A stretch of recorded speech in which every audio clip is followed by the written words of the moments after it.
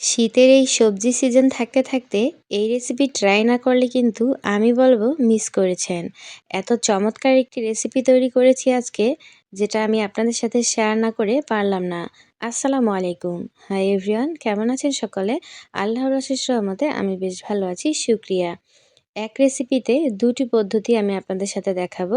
আসসালামু আলাইকুম, hi everyone, কেমন আছেন সকলে? আল্লাহর অশেষ রহমতে আমি বেশ ভালো আছি, শুকরিয়া। আজকে আমি শীতের সবজি দিয়ে তৈরি করব সবজির কাটলেট কিংবা সবজির কাবাব, আপনারা যে যেটা বলেন। এই যে দেখুন, আমি প্রথমেই পরিমাণ মতো পানি দিয়ে তাতে নুন আর হলুদ দিয়েছি রং সুন্দর হওয়ার জন্য। আর সেখানে একে একে সব সবজিগুলো অ্যাড করে দিয়েছি এখানে মিষ্টি কুমড়া, আলু, ফুলকপি, গাজর, শিমের পরিমাণটা আমি কমিয়ে দিয়েছি, কারণ শিমের কারণে কিন্তু এই তরকারিগুলো কালো হয়ে যেতে পারে। এবার সব কিছু একটু মিক্সড করে ঢাকনা দিয়ে ঢেকে অপেক্ষা করব সেদ্ধ হওয়ার জন্য। বেশ খানিকটা পরে আমি ঢাকা উঠিয়ে নিচ্ছি। আর সবজিগুলো যখন আমার সেদ্ধ হয়ে গেছে, তখন আমি এই পানিটাকে একটু শুকনো করে নিব। এ পর্যায়ে যদি এই সবজির মধ্যে পানি থেকে যায়, তাহলে কিন্তু আপনি এটা দিয়ে সবজির কাটলেট বলেন বা কাবাব বলেন, কিছুই তৈরি করতে পারবেন না।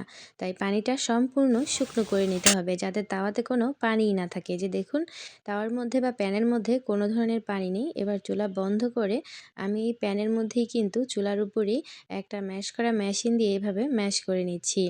খুব সুন্দর করে এগুলো যখন ম্যাশ করে নেওয়া হয়ে গেছে, তখন আমি চুলা থেকে এই প্যানটাকে নামিয়ে এক সাইডে রেখে দিচ্ছি। আর এই কাজটা কিন্তু গরম থাকা অবস্থায় করতে হবে। এবার একটা বাটিতে নিয়ে নিচ্ছি ১ চা চামচ মরিচের গুঁড়ি, হাফ চা চামচ গোলমরিচের গুঁড়ি, ১ চা চামচ ধনে গুঁড়ি, ১ চা চামচ জিরা গুঁড়ি, ১ চা চামচ গরম মশলা গুঁড়ি।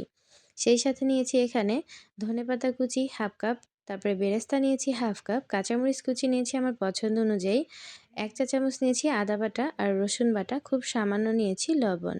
সব কিছু এবার হাত দিয়ে ডলে মথে নিব, যাতে এগুলো ভর্তা টাইপের হয়ে যায়। যখন এগুলো খুব সুন্দর করে ডলে ভর্তা হয়ে যাবে, সেই পর্যায়ে এখানে অ্যাড করে নিচ্ছি সবজির মিক্সগুলো।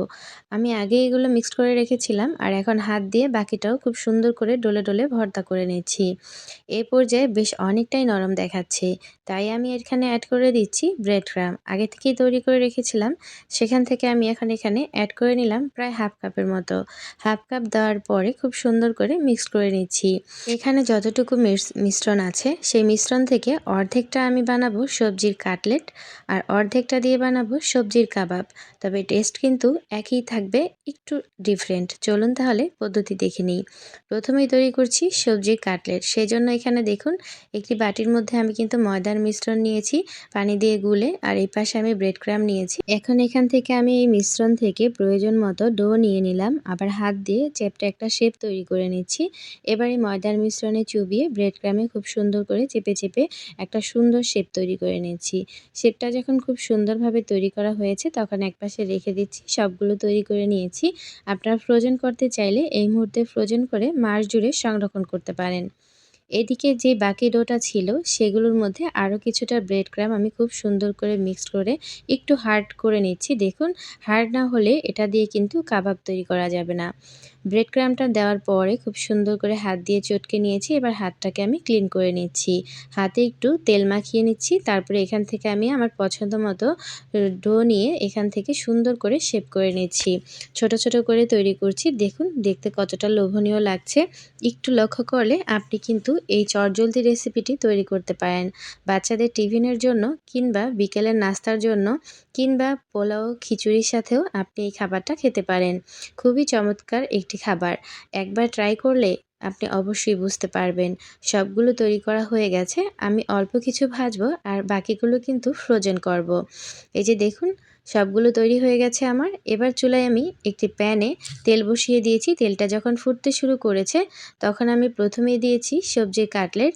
আমি ৩টা দিয়ে দিচ্ছি, বাকি ৩টা আমি ফ্রোজেন করে রাখবো। আর এখান থেকে আমি কাবাব থেকে দিয়ে দিচ্ছি আমি ৫-৬টির মতো। বাকি সবগুলো আমি কিন্তু ফ্রোজেন করে রাখবো, পরে কিন্তু ভেজে খাওয়া যাবে। আমি তো এই রেসিপি বানানোর পরে পুরোই অবাক হয়ে গেছি। আসলে আমি এটা কোনো রেসিপি বা কি বলবো, ফেসবুক, ইউটিউব দেখে তৈরি করিনি। আমি আমার নিজে থেকেই তৈরি করেছি আর খুব ভালো রেজাল্ট পেয়েছি। রেসিপি ভালো লাগলে সাথেই থাকবেন, অন্যদেরকে দেখার সুযোগ করে দিবেন। উল্টে পাল্টে খুব সুন্দর করে ভেজে নিচ্ছি। যখন খুব সুন্দর কালার চলে আসছে তখন আমি এগুলো উঠিয়ে নিচ্ছি। যেহেতু সবকিছু আগে থেকেই সেদ্ধ করা ছিল, তাই হতে বেশি একটা সময় লাগবে না। আর চুলার আঁচটা সম্পূর্ণ হাই রেখে কিন্তু আমি এগুলো ভেজেছি। উপরটা যতটা ক্রিসপি, ভিতরটা কিন্তু ততটাই সফট আর ঘ্রাণটা খুব বেশি সুন্দর।